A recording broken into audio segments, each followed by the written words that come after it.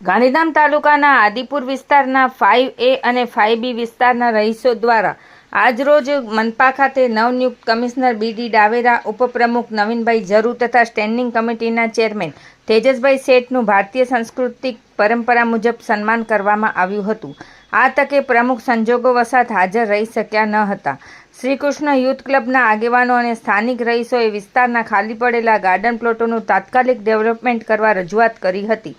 વિસ્તારમાં senior citizen, નાના બાળકો અને મહિલાઓ માટે ખુલ્લી, સ્વચ્છ અને હરિયાળી જગ્યા ઉપલબ્ધ થાય તે માટે બંને ગાર્ડન વિકસાવવાની માંગ કરવામાં આવી હતી। આ ઉપરાંત વિસ્તારમાં પાણી તથા રોડ રસ્તાની સમસ્યાઓ અંગે પણ વિગતવાર ચર્ચા કરાઈ હતી। રજૂઆત દરમિયાન વિસ્તારના આગેવાનો હાજર રહ્યા હતા।